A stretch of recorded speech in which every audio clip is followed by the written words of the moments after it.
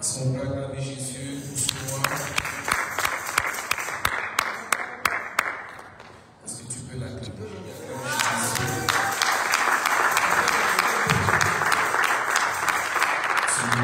Tu acclames Jésus comme ton camarade de classe.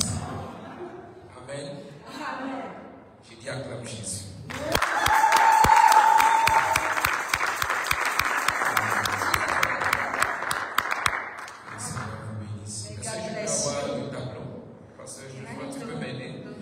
Amen. Père, nous voulons élever encore la voix vers toi. Donc, on veut encore. Est-ce que tu peux prendre la main de quelqu'un à côté ce soir? Prends la main de quelqu'un. Amen. Prends la main de quelqu'un. Fils de David.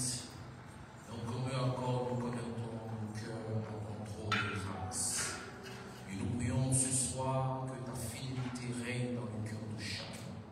Que ton nom qui est évoqué sur la vie de chacun ce mois apporte paix, apporte victoire, apporte succès, apporte élévation dans la vie, dans la maison de chacun.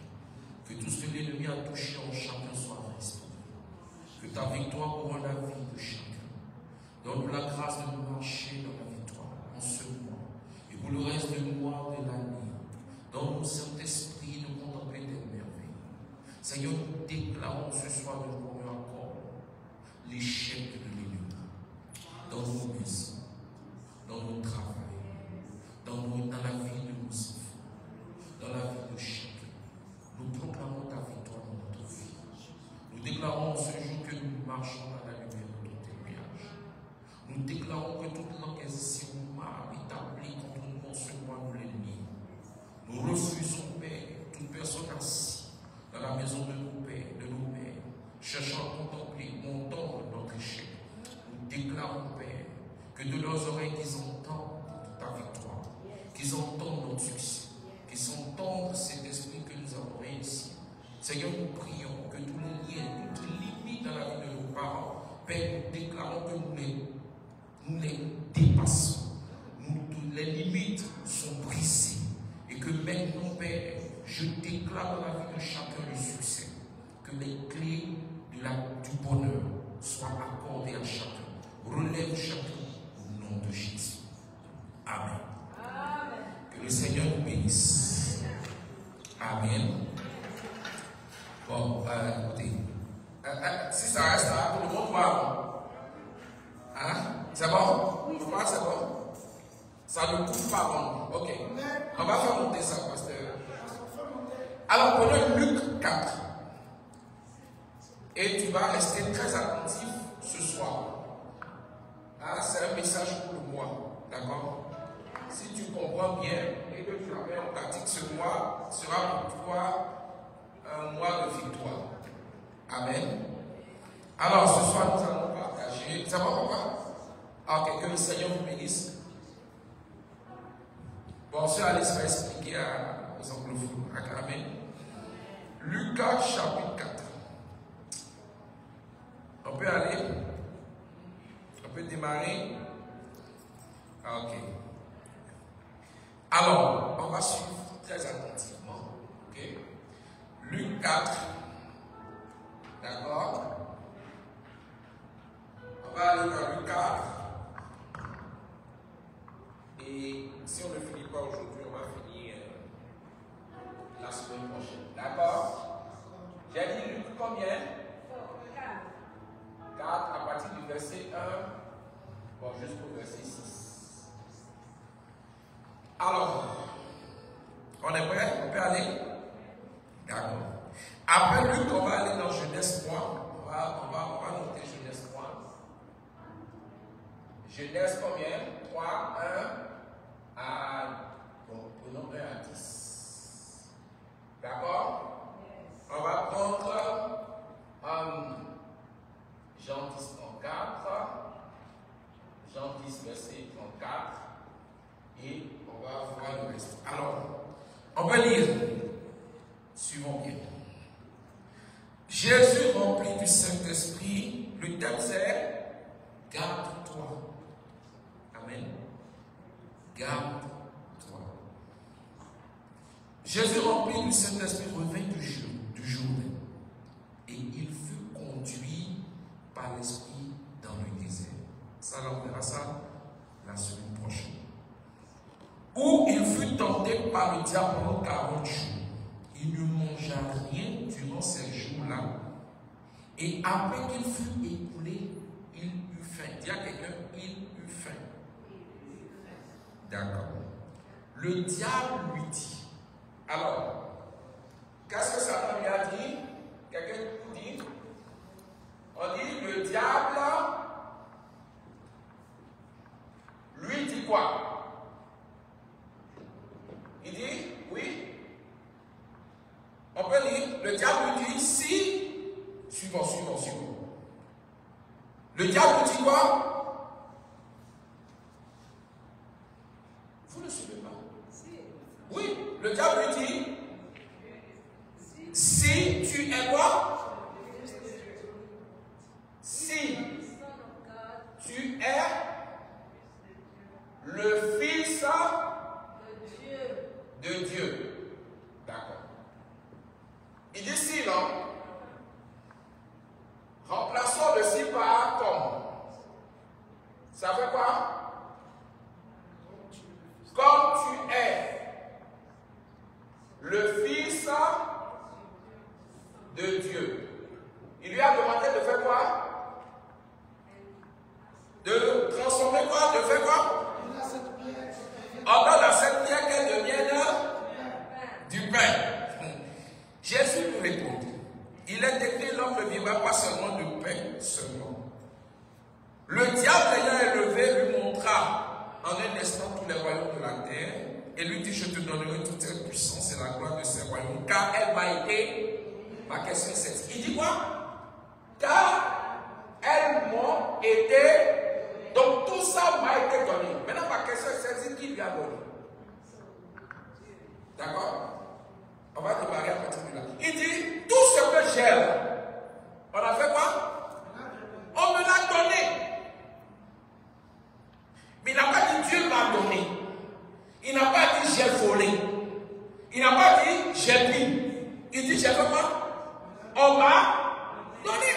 Donc, c'est des gens qui ont fait quoi? Qui lui ont donné. Donc, là, il ne peut pas dire à Dieu qu'il a pris quelque chose. Il dit qu'on lui a donné. Maintenant, qui lui a donné? C'est là la grande question. La Bible dit, comme le pasteur Joshua dit qu'il est un voleur, n'est-ce pas? La Bible dit qu'il est venu tuer, égorger, dérober. Mais ici, il n'a pas volé. Ici, il dit on lui a donné. Donc, ça dit qu'il y a des gens qui sont venus volontairement faire quoi? Qui lui ont donné. Maintenant, il dit à Jésus, si tu es le Fils de Dieu, de faire quoi?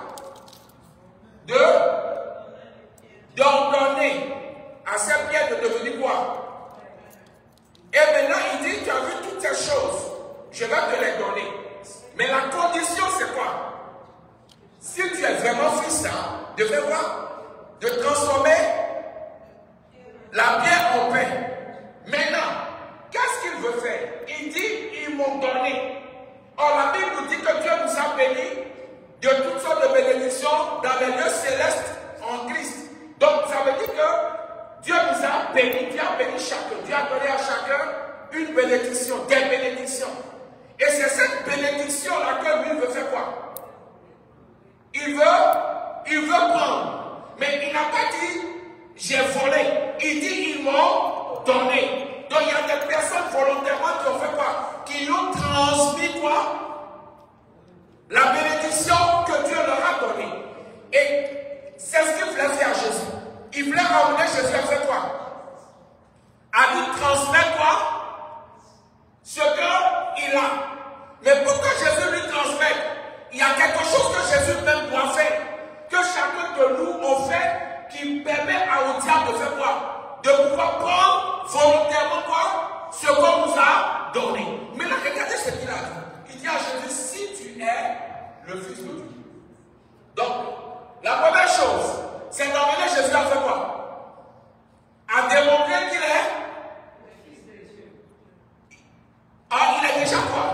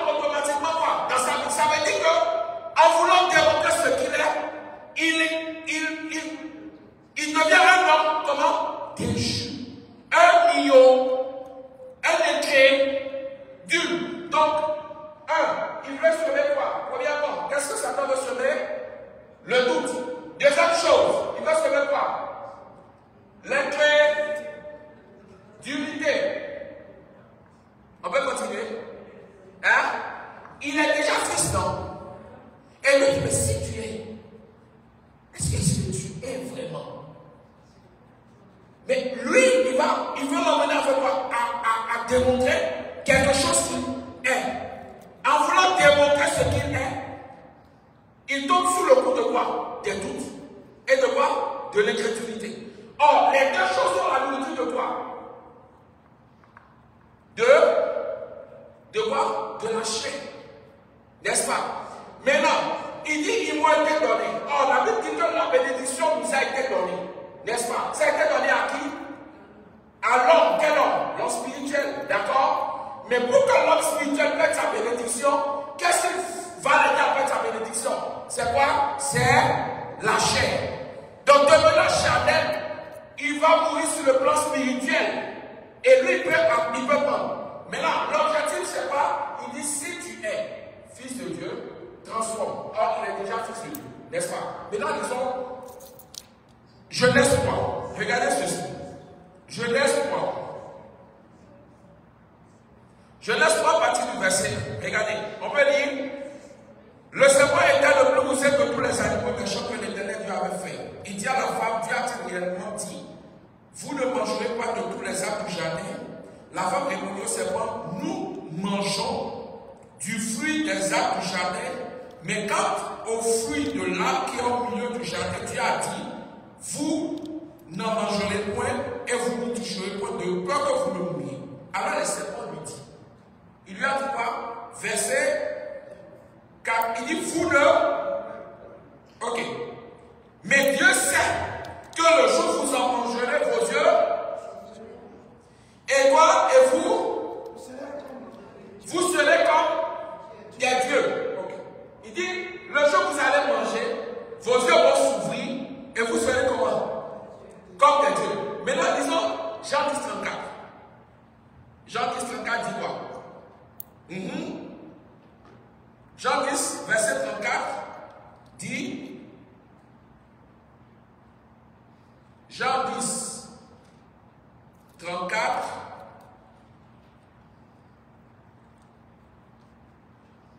oui, ça dit, on peut lire, voilà, allez-y. Jésus leur répondit, d'accord, j'ai dit, donc, Dieu a déjà dit que Adam et Ève sont quoi? Dieu. Quand Satan est venu, il leur a dit quoi? Dieu sait que le jour où vous allez manger, vous serez quoi? Comme des dieux. Oh, ils sont déjà quoi? Des dieux. N'est-ce pas? Donc ils sont déjà des dieux. Ce n'est pas qu'ils vont devenir. Mais quand il est venu, il leur a dit, si vous mangez, Dieu sait que quand vous allez manger ça, vous allez devenir quoi? Des dieux. Donc, ils sont déjà quoi? Dieu. Donc, eux, voulant maintenant devenir Dieu, ils ont fait quoi? Ils ont obéi à qui? À Satan. En faisant quoi? En mangeant. Parce qu'ils veulent devenir quoi? Dieu. Donc, ils veulent devenir ce qu'ils sont déjà. Donc, il a semé en eux quoi? L'incrédulité. Deuxième chose, il a semé quoi? Le doute. On peut continuer. Alors, quel est son objectif? On va voir l'objectif. La raison pour laquelle Satan te fatigue, il sème l'incrédulité en toi, il sème les soucis en toi, il sème les questions en toi. Il a un objectif. On peut continuer. Donc, première chose, il a voulu semer en nous quoi? De ce qu'ils sont déjà. Il dit Dieu sait que si vous mangez, vous serez comme des. Or, ils sont déjà.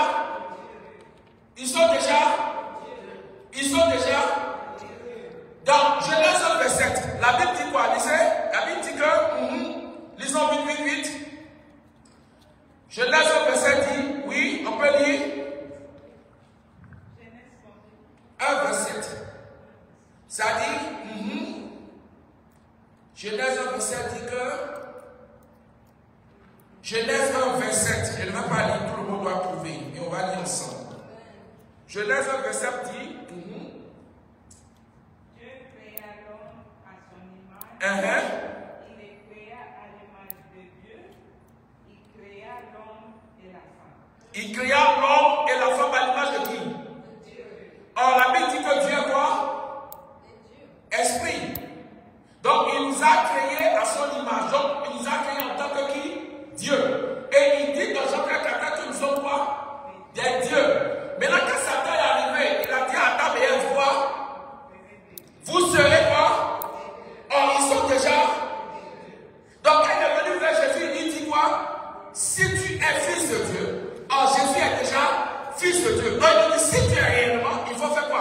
Il faut transformer.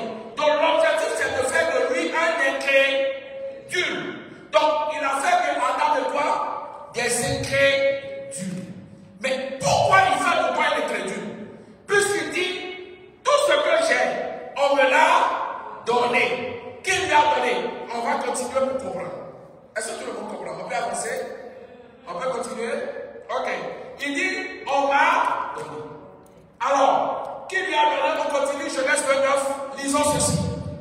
Ok, lisons Genèse 2, à partir du verset 1. Lisons. Ainsi furent achevés les cieux. Non, lisons à partir du verset 8. Genèse 2 à partir du verset 8. Puis l'Éternel planta un jardin en Éden. Ok? Continuez, lisons. Il dit, en Éden du côté de l'Orient, et il mit qui? L'homme qu'il avait formé. L'Éternel Dieu fit pousser du sol des arbres de toutes sortes, quoi? De toute espèce, agréable à voir et bon à manger, et l'arbre de la vie. Donc, l'arbre de la vie existait où? Au milieu de qui? Du jardin. Donc, Adam et Ève voyaient l'arbre de la vie, n'est-ce pas? Ils étaient en contact avec l'arbre de la vie. Est-ce qu'on confie là quelque chose qui va donner la vie éternelle à une personne qui n'est pas au même titre que Dieu? Non. Donc l'objectif du diable, elle est claire. On verra son objectif. Son objectif est bien clair. Donc, dans le jardin, l'homme était déjà à l'image de qui? Dieu. Il est Dieu. Jésus dit, nous sommes Dieu. Et au milieu de ce jardin, Dieu a mis l'arbre qui donne la vie éternelle. N'est-ce pas? Donc l'homme était proche parce que Dieu, regardant l'homme, il a vu que l'homme était à son image. Il avait la capacité qu'il a en lui. Donc Dieu a mis ce jardin au milieu. D'accord? Maintenant, continuons. Agréable à voir et bon à manger. L'arbre de la vie au milieu du jardin. Et l'arbre de la connaissance du bien et du mal. Un fruit sortait des bonnes pour arroser quoi? Le jardin. Et de là, il se divisait en 4 branches. Le nom du premier épluchon, c'est celui qui entoure tout le pays à Villa. Où se trouve quoi? Donc dans ce jardin, il y avait quoi? Il y avait de l'or. Deuxième chose, il y avait quoi? Regardez. Il y avait de l'or. Et l'or de ce pays est pur. Donc ce n'était pas n'importe quel or. N'est-ce pas? On y trouvait aussi le bélium. La pierre d'onyx. Donc il y avait 2 béliums. D'accord? Donc c'est des pierres là. D'accord? Bélium. 3. Onyx. Il y avait quoi encore? Hein? On dit le second du fleuve est Gishon, c'est celui qui entoure tout le pays. Le nom du troisième est Hiddekel, c'est celui qui entoure, qui coule de l'Orient, et le quatrième c'est le Phrate. L'Éternel Dieu prit l'homme et le plaça dans le jardin d'Éden pour le cultiver, le garder. Donc, il était au milieu de quoi? 2 jardins où il y avait quoi? La vie éternelle, l'arbre qui donnait la vie, n'est-ce pas? Et il y avait quoi? L'or, du bélium, comprenez qu'il y avait des pierres précieuses. Donc tout ça là était pour qui? Pour l'homme. N'est-ce pas? Donc l'homme était déjà un Dieu. Deuxième chose, il était comment? Riche. Très riche. Maintenant il vient vers Adam et lui domine, il dit, Dieu sait que si vous mangez, vous serez quoi? Des dieux. D'accord? Continuons la lecture. Et elle voulait être Dieu. Continuons. Lisons le verset 18. Non, continuons. Pour le garder. L'Éternel donna cet ordre à l'homme. Tu pourras manger de tous les arbres du jardin, mais tu ne mangeras pas l'arbre de la connaissance du bien, car le jour où tu mourras. On continue la lecture. Venons, continuons. Au chapitre Genèse 3. On peut continuer, on peut lire. Le serpent était le plus rusé de tous les animaux des champs. Genèse 3.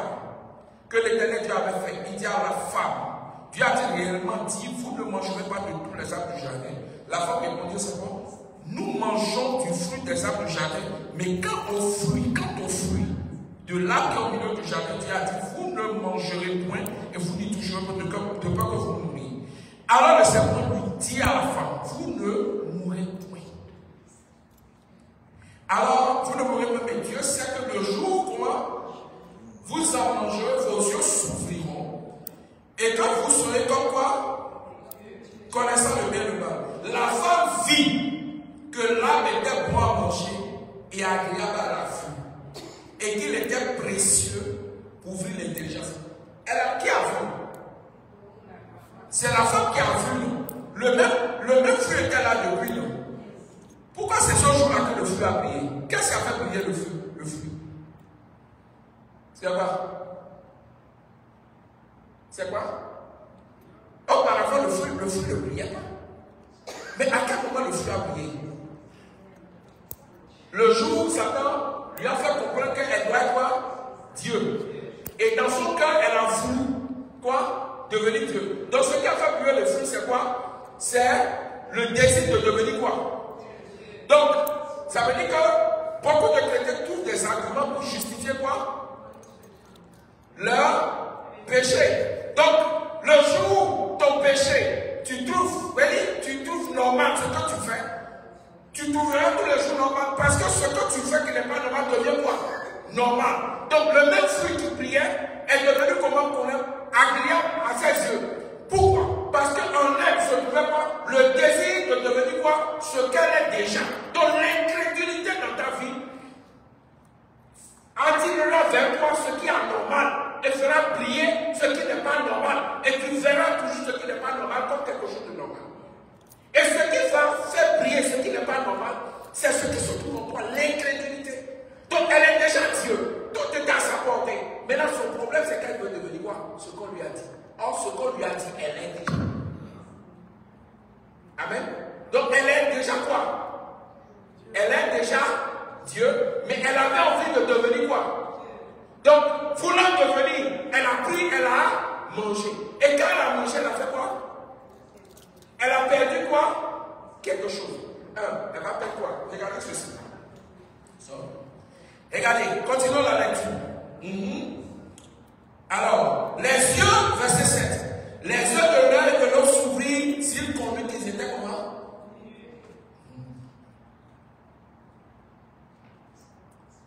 Il y a des problèmes qui existent dans ta vie, mais Dieu ferme tes yeux pour que tu ne les vois même pas. Et c'est Dieu qui les traite. Mais le jour-là, ses yeux se sont ouverts. N'est-ce pas? Ok. Et ayant cousu des feuilles de figuier, ils s'enfuirent des ceinture. Alors ils entendirent la voix de Dieu qui parcourait le jardin vers le soir, et l'homme et sa femme faisaient quoi? Ils se cachèrent loin de quoi? Donc le premier objectif, c'est quoi? Ils ont commencé par suivre qui? Dieu. Au départ, ils étaient toujours proches de qui? Donc qu'est-ce qui les a séparés de Dieu? L'incrédulité et quoi? Le doute. Les questions que tu te poses, quand est-ce que ça va changer? Pourquoi ma vie est comme ça? Je suis fatigué. Je n'en peux plus. Où est Dieu dans tout ça? Donc l'objectif de l'ennemi, c'est de semer en toi quoi? Les doutes, les craintes, les questions, les incrédulités. Toutes ces choses vont t'éloigner de qui? De Dieu. Donc celui qui était au départ proche de Dieu, ils se sont éloignés de qui? De Dieu. Or, en s'éloignant de Dieu, ils perdent quoi? La foi. Donc ils deviennent comme maintenant? Ils deviennent charnels. Or, la Bible dit la chair est inimitié contre qui? Contre Dieu. Donc, ils perdent la foi, ils deviennent charnels, ils deviennent crédules. Or, la Bible dit que la foi elle est pour devenir agréable. Donc, ils sont plus agréables à Dieu. Donc, ils deviennent charnels. Or, la bénédiction leur a été donnée selon l'homme spirituel. Donc, Dieu était avec eux, gardait pour eux ce qu'il leur a donné. Donc, s'éloignant de Dieu maintenant, ils se sont éloignés de qui? De Dieu. De celui qui a donné l'or, béryl, onyx, topaz. Toutes ces choses, ils se sont éloignés de celui qui leur a donné. Et maintenant, ils se retrouvent sans celui-là. Donc, du coup, ils n'ont plus assez à quoi? À l'héritage, à la bénédiction. Donc, maintenant, qu'est-ce qui va se passer? Ils se retrouvent seul. Maintenant, continuons la lecture. Donc, on va continuer. Ok. Alors, lisons. Ils entendirent la voix de l'Éternel Dieu qui parcourait le jardin vers le soir, et l'homme et sa femme se cachaient loin de qui? Dieu au milieu des arbres. Mais l'Éternel Dieu appela l'homme et lui dit, où es-tu? Il répondit, j'ai entendu ta voix dans le jardin, j'ai eu peur parce que je suis nu et je me suis caché. L'Éternel Dieu lui dit, l'Éternel Dieu dit, qui t'a appris que tu es nu? Est-ce que tu as mangé de l'arbre dont je t'avais défendu? L'homme répondit, oui, la femme que tu as mise auprès de moi m'a donné de l'arbre et je l'ai mangé. Et l'Éternel Dieu dit à la femme, pourquoi tu fais cela? La femme répondit, le serpent m'a séduit et j'en ai mangé. L'Éternel Dieu dit, puisque tu as fait cela, ainsi de suite. Je mettrai, on vient au verset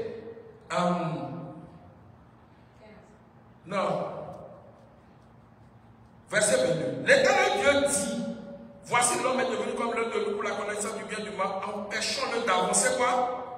Sa main et de prendre quoi? De l'arbre de vie, d'en manger et de vivre éternellement. Ce que j'avais à part, c'était l'arbre. Maintenant, on a fait quoi? On lui a arraché, n'est-ce pas? Et l'Éternel Dieu, quoi? Le chassa. Dieu le chassa du jardin d'Éden pour qu'il cultivât la terre d'où il avait été pris.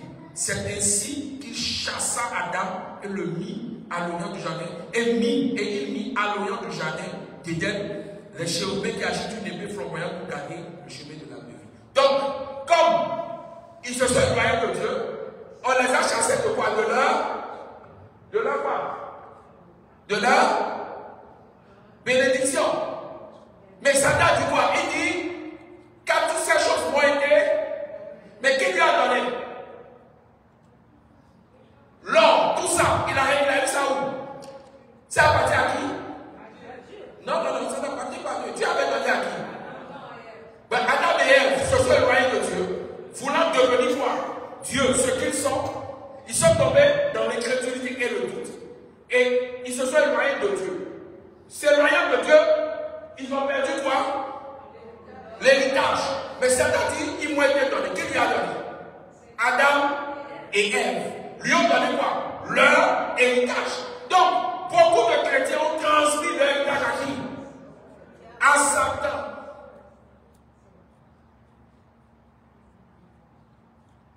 Il n'a pas dit j'ai volé. Il dit d'abord quoi? Ils m'ont donné. J'étais tranquille, ils sont venus, ils m'ont transmis. Ils m'ont donné. Donc il dit, car elle m'a été donnée.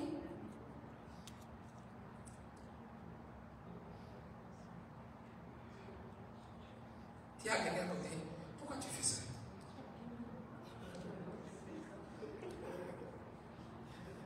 Dis à quelqu'un, pourquoi tu fais ça? Donc beaucoup transmet quoi? La richesse. À qui? Il dit tu es. Mais tellement tu es incrédule que toi tu doutes. Moïse a dit à l'Éternel, je veux voir ta gloire. Mais il était à l'image de qui? Il était à l'image de qui? De Dieu. Est-ce qu'il avait besoin de voir la gloire? Non. Il avait juste besoin de voir, de réaliser et de manifester la gloire qu'il est. Parce qu'il était déjà l'image de quoi? De la gloire. Donc il était déjà quoi? Une gloire. Donc il n'avait plus besoin de voir la gloire. Il était déjà à l'image de quoi? De la gloire. Donc il était le reflet de quoi? De cette gloire qu'il veut voir. Maintenant Dieu lui dit, pas le rocher. Lui fait quoi? Il frappe le rocher. Et il dit, non, j'ai eu peur. Donc ça veut dire que ne sachant pas qui tu as été déchu de la gloire que tu avais. Et tu lui as transmis. Et beaucoup de chrétiens sont crédules. Ils sont juste chrétiens de la bouche, de corps. Mais leur cœur, c'est un cœur d'incrédule. Beaucoup de chrétiens sont là, quand ils parlent, tu dois te dire que non, la soeur elle a la foi, mais elle est incrédule jusqu'à demain. Elle ne croit rien. Elle parle seulement. Elle va parler toi, mais tu vas dire, Seigneur, donne-moi la foi que la sœur a. Dieu n'a aucune foi. Elle est pas, elle est incrédule. C'est-à-dire le président ou la présidente même les incrédules, c'est elle. Donc, c'est-à-dire, des gens parlent, tu les écoutes, mais ils n'ont aucune assurance. Eux-mêmes ne savent pas qui ils sont. Quand Jésus voulait guérir Bartimée, il lui a dit quoi? Il n'a pas prié pour Bartimée. Quand Bartimée allait, il y avait du monde. Mais Jésus a dit une chose à Bartimée. Que cela te soit fait selon quoi? Selon ta foi. Donc, selon, or la Bible dit la foi, c'est une faible assurance des choses qu'on espère. Quand tu divises espère, ça fait paix et paix. Donc, ce que j'espère du Père, je le suis. Maintenant, on me dit, c'est en démontrant ce que je suis que je deviens. Maintenant, lui, il est parti malgré la foule. Les gens criaient. Malgré que les gens criaient, il n'a pas écouté. Il s'en foutait de ce que les gens disaient. Mais il ne faisait que crier le nom de Jésus. Mais quand il les fait retrouver devant Jésus. Mais regarde, tous ceux qui étaient là, c'est le seul qui a reçu la guérison. Jésus n'a pas imposé les mains. Il lui a dit que cela te soit fait selon quoi? Selon ta foi. Donc, selon ce que tu as démontré. Maintenant, la Bible dit, Sarah était amortie dans la version de la Bible. Mais la Bible dit, elle ne s'est point regardée comme une vieille. Donc, ça veut dire quoi? Elle a changé l'image de quoi? De qui elle était. Et elle a conçu. Donc, ce que toi-même tu ne sais pas que tu es, tu ne le seras jamais. Parce que Satan, l'objectif, c'est de t'emmener à croire ce que tu n'es pas. Or, la Bible dit que tu es. Donc, le problème est qu'on te dit que tu es stérile. Mais maintenant, on te parle de l'évangile de Sarah. Tu t'appelles Sarah. Même si tu es stérile. Ce n'est pas le problème. Ce n'est pas ton problème. La Bible dit qu'il y aura point de femme stérile. La Bible dit que je suis à l'image de Dieu. Donc, ça veut dire quoi? Ce qui est en tout se trouve pas. La Bible dit, portez les regards sur le rocher que vous avez détaillé. Donc, Christ, on me dit, je suis une partie du rocher. Donc, Christ étant le rocher, on m'a coupé du rocher. Donc, ce qui est en lui se trouve en moi. Donc, ça veut dire qu'il est la vie en moi. Je ne suis pas stérile. Mais Satan va te dire, mais écoute, même si tu es stérile, c'est pour la gloire de Dieu. Et toi, tu es t'assois, tu dis, oh Seigneur, je te bénis, même si je suis stérile. C'est ta volonté, mais tu es con. Mais la Bible n'a pas dit que tu dois être stérile. La Bible dit qu'il y aura point de femme stérile. Et la Bible dit que tu as l'image de Dieu. Le jour où ta manière de voir les choses va changer, tu ne seras plus stérile. Donc l'objectif de l'ennemi, c'est de t'emmener à faire quoi? À croire en ce que tu n'es pas. Parce que l'objectif, c'est de t'éloigner de quoi? De Dieu. De te faire perdre l'autorité que tu as. Pour t'emmener dans la chair. Afin de passer par derrière et de voler ce qu'on t'a donné. Amen. Amen. La vie de Sarah ne s'est point regardée comme quoi? Une vieille. Elle était comment? Vieille. La Bible elle était amortie. Quelque chose qui est amorti, on peut le relever? Non. Mais qui l'a relevé? C'est qui? Ce n'est pas Dieu. C'est qui? Sa manière de faire quoi? De se regarder. L'image qu'elle a quoi? D'elle. A fait quoi? A transformé son corps. C'est-à-dire qu'elle était vieille de corps. Mais tout son intérieur était comment? Était jeune. Pourquoi? Parce qu'elle ne sait pas regarder. Elle savait qui elle était. L'image que tu as de toi te fera perdre soit la main de Dieu, soit te rapprochera de la main de Dieu. Donc l'objectif de l'ennemi, c'est de t'emmener à être incrédule, avoir le doute et à échouer. Donc l'objectif, c'est d'amener Jésus à faire quoi? À démontrer qui il est. Et en démontrant, il est en train d'obéir à qui? Non, pas à Dieu. Satan lui dit, si tu es fils de Dieu, il lui a donné quoi? Un homme. N'est-ce pas? Il lui a donné un homme. Jésus en voulant faire, il est en train d'obéir à qui? Satan lui a dit, on donne. C'est un homme. Maintenant, Jésus voulant lui montrer maintenant, il veut maintenant transformer le pays. Il est en train d'obéir à qui? À Satan. Donc, en lui obéissant, il devient le disciple de qui? On est disciple de celui à qui l'on obéit. Donc, automatiquement, il devient disciple de qui? Satan. Puisqu'il lui a été soumis en lui obéissant.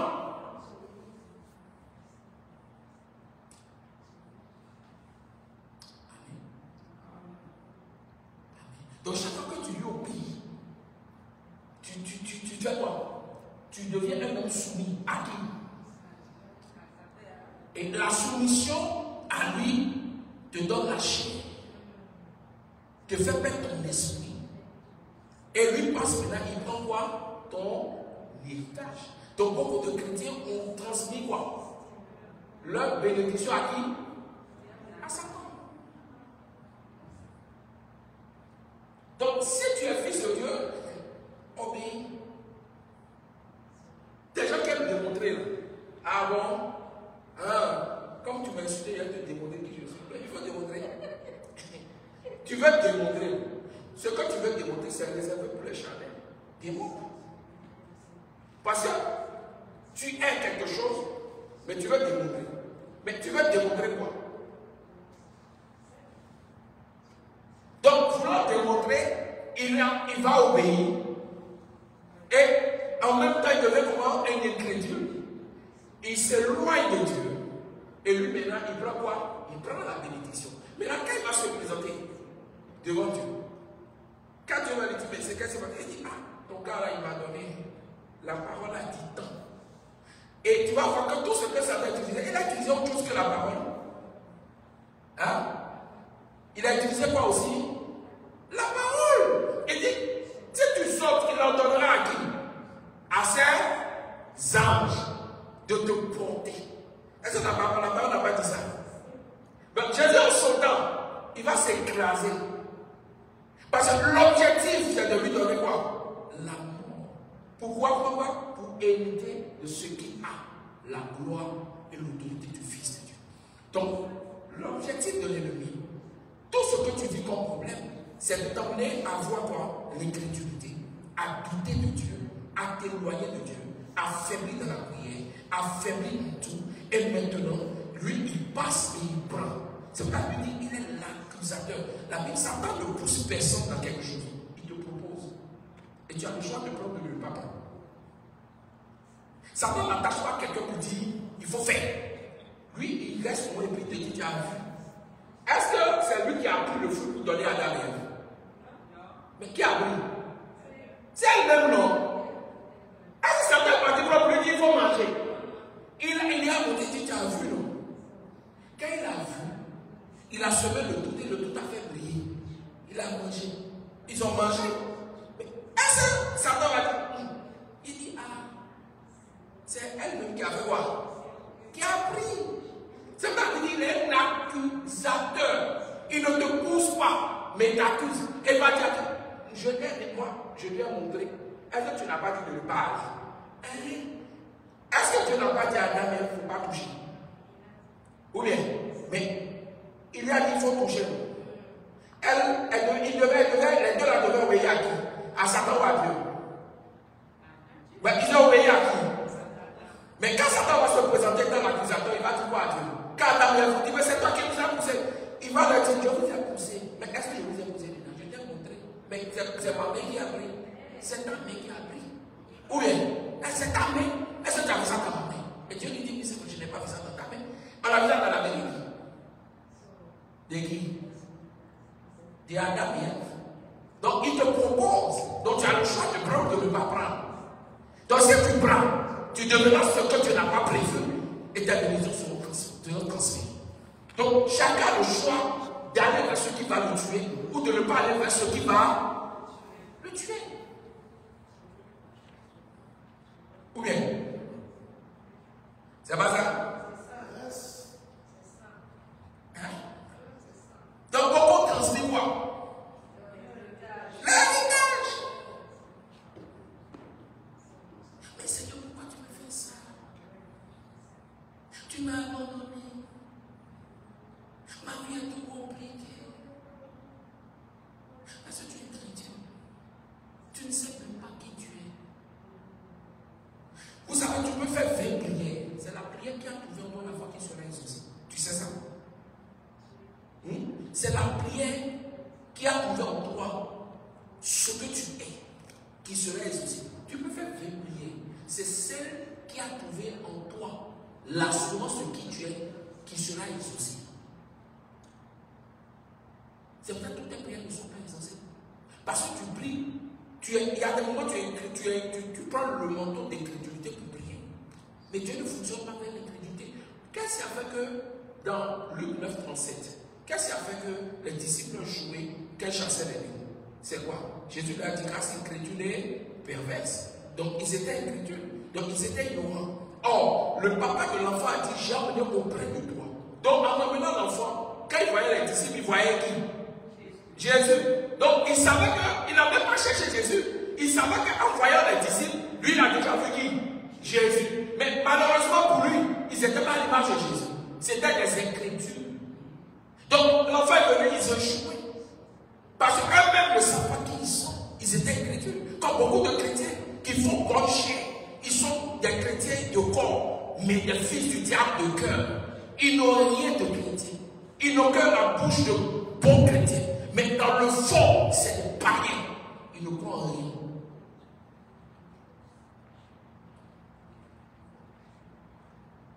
Ok, on peut continuer. Il dit quoi? Dieu dit que tu es. Dieu dit que tu es quoi? Tu es. Et toi, tu penses que tu es qui? Non, non. Tu parles même là. Il faut avoir pitié de celui qui t'écoute. Quand tu parles, il faut avoir pitié de celui qui t'écoute. Toi-même là, quand tu te regardes, tu crois en quoi? Tu es toi, mais tu es quoi? Hein? Et demande à quelqu'un à côté. Ah, comment tu peux te comporter comme ça? Hein? Dis à quelqu'un à côté de toi, pourquoi tu fais ça? Hein?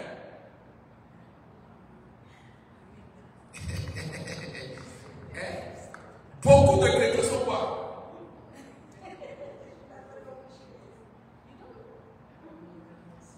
Beaucoup de chrétiens sont incrédules.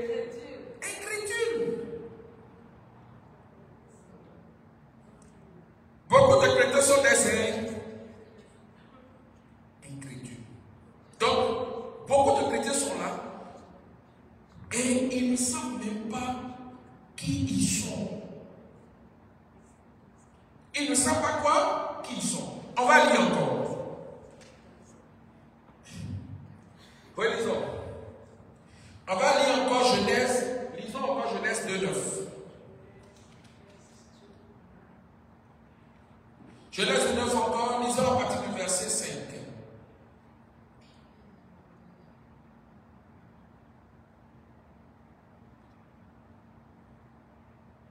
On peut lire?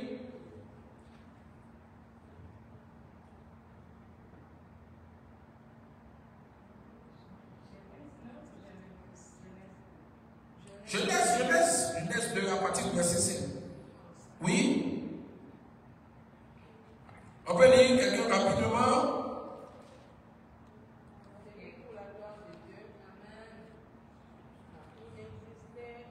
Oui, lisez. C'est pour vous amener à lire.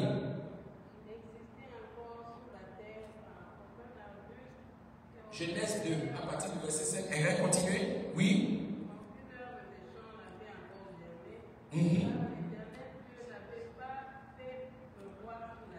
D'accord. Il n'y avait personne pour cultiver la terre. D'accord? Ouais, continue.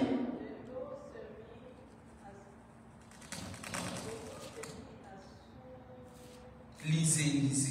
Reprenez. On va lire. Vous êtes vous-même qui allez lire. Je ne vais pas lire. Oui. Lisons.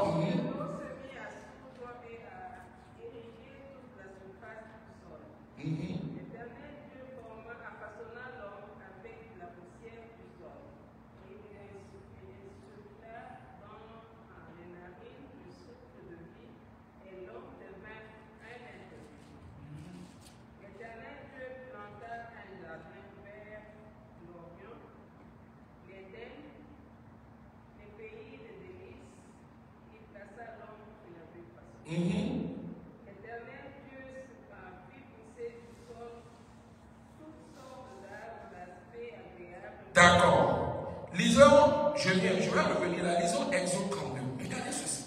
Dans Exode, regardez combien de fois, regardez ce que Dieu a fait de nous. Lisons Exode 32. Lisons Exode 32 d'abord. Alors, on va lire à partir du verset 6. Lisons. On l'a trouvé? Exode 32, à partir du verset 7. On peut lire? Exode 32, 7. Ok, l'Éternel dit à Moïse, va descendre car ton peuple que tu as fait sortir du pays d'Égypte s'est corrompu.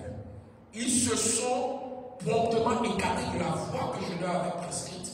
Ils se sont fait un veau enfant. Ils se sont prosternés devant lui. Ils ont offert des sacrifices. Et ils ont dit, Israël, voici ton Dieu qui t'a fait sortir du pays d'Égypte. L'Éternel dit à Moïse, je vois que ce peuple est un peuple beaucoup roide. Maintenant, laisse-moi, d'accord, ma colère va s'enflammer contre eux. Je les consumerai, mais je ferai de toi une grande nation. Moïse implora l'Éternel, son Dieu, et dit, pourquoi, ô Éternel, ta colère s'enflammerait-elle contre ton peuple, que tu as fait sortir du pays d'Égypte, car par une grande puissance et pas une main forte. Pourquoi les Égyptiens tiraient-ils? Écoutez bien le verset 12. C'est pour leur malheur qu'il les a fait sortir, c'est pour les tuer dans les montagnes, et c'est pour les exterminer de dessous de la terre. Reviens de la dent de ta colère et répands-toi. Moïse a dit à quoi à Dieu? Il a dit quoi à Dieu? Il a dit à Dieu de se. Il a dit à Dieu de se. Donc, imagine, Dieu voulait faire quelque chose, Moïse ne lui dit pas, ne le fait pas. Il lui dit quoi? De se repentir. Maintenant, regardez le verset. Maintenant, lisons le verset tout là. Regardez. Regardez le verset. Ça, on a lu quel verset maintenant? Maintenant, lisez le verset 14. Et l'Éternel se répandit. L'Éternel se répandit du mal qu'il voulait faire. L'Éternel se répandit. Donc un homme lui dit quoi? Répands-toi. Et qu'est-ce qui va se faire? Il se répandit. Donc quand tu connais qui tu es, bah, attends. Il dit tu es Dieu. Hein? Un chef d'État parle avec qui? Un chef d'État, n'est-ce pas? Hein? Toi tu peux aller vers toi. Tu peux te lever à aller? Non. Mais un autre chef d'État peut faire quoi? Peut aller. Maintenant, Dieu dit que tu es quoi? Tu es Dieu. Alors, si tu es Dieu, il a fait de toi Dieu. C'est pour te rendre les choses comment? Facile. Donc si je suis Dieu, pour parler avec lui, est-ce que ma prière ne serait pas exaucée? Oui. À quel moment? Quand je saurai quoi? Qui je suis. Donc ce qui fait que tu n'es pas exaucé, c'est parce que tu ne sais pas qui tu es. Parce que tu as le comportement et le caractère d'un esclave. Or, la Bible dit aussi longtemps que l'héritier sera un esclave, il ne diffère en rien. Et aussi longtemps que l'héritier sera un esclave, il ne peut pas hériter de quoi? De ce qui lui revient. Donc, ton comportement, ta manière est le comportement de quoi? D'un esclave. Bien que tu sois un héritier, donc tu ne peux pas posséder parce que tu es un esclave. Donc le jour où tu sauras qui tu es, tu marcheras comme un roi, tu marcheras comme un Dieu et tu posséderas ce qui est de Dieu.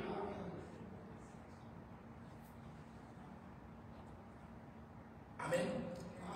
Un homme dit à Dieu, répands-toi. Il dit, répands-toi. Et la Bible dit, l'Éternel se... Donc l'Éternel a écouté. Il a écouté ce que l'être lui a dit. Donc le jour où tu sauras qui tu es, ta manière de prier, ta manière de voir les choses, quand ça va changer, tu verras que ce que tu prenais, ce que tu regardais comme trop difficile, devient rien pour toi. Parce que la manière dont tu te vois changera ce qui se présentera en toi. C'est-à-dire ce que tu voyais trop grand qui te domine devient rien pour toi. Pourquoi? En fonction de quoi? De ce que toi-même tu as compris que tu es. Est-ce que je me fais comprendre? C'est parce que tu ne sais pas qui tu es. Tu as la nature et le comportement d'un esclave. Que ce qui n'est rien devient pour toi trop pesant.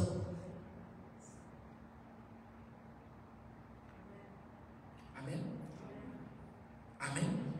Il y a des choses qui ne sont rien. Parce que tu ne sais pas qui tu es. Amen. Je prends un exemple. On te nomme directrice ou directeur dans ton boulot. Ce qui est difficile pour les autres ne sera pas difficile pour toi, n'est-ce pas? Pourquoi? À cause de quoi? À cause de ta position. Donc Dieu t'a mise à une position pour que tout ce que Satan veut présenter soit pour toi un rien. Mais la façon dont tu te regardes fait que ce qui est un rien devient trop pénible pour toi.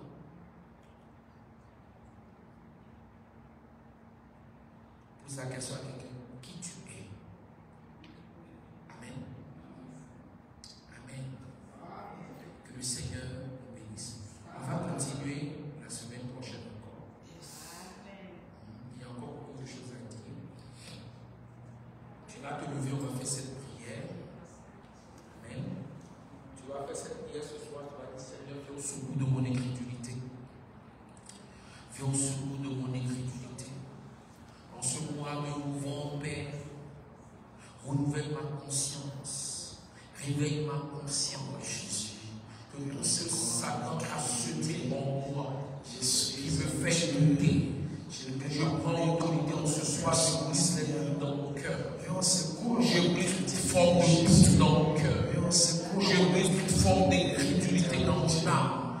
Je dis Seigneur, que ce que l'ennemi a semé comme facilité, qui m'a transmis le doute, qui m'a transmis l'incrédulité. Je me lève dans l'incrédulité de ma vie. Je me lève dans ma vie. Je les prie ce soir. Prie maintenant, prie maintenant. Je suis la bonne sémence, le Fils du royaume éternel Dieu des montées. C'est pourquoi je crois, Seigneur éternel Dieu, que dans ce mois de novembre, oh Dieu Tout-Puissant, nous allons, Seigneur, voir, éternel Dieu des montées, toutes les bonnes choses que toi tu as, Seigneur. Frère Yahweh, découvre. Yahweh, nous allons voir cette conscience de s'élever devant les obstacles, devant les problèmes, devant les difficultés, de se révéler que nous sommes avec Dieu. Seigneur, merci. Prie maintenant toute forme de doute et d'incrédulité, Jésus.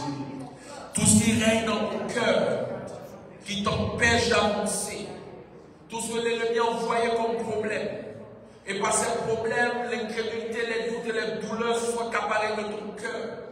Maintenant, tu vas changer ta manière de voir les choses. En fermant tes yeux, tu vas te voir comme un homme d'autorité, comme une femme d'autorité. Tu vas prendre l'autorité contre cette situation ce soir et tu vas les briser. Tu vas parler à la situation. Tu vas transformer cette situation. Maintenant, prie ainsi au nom de Jésus.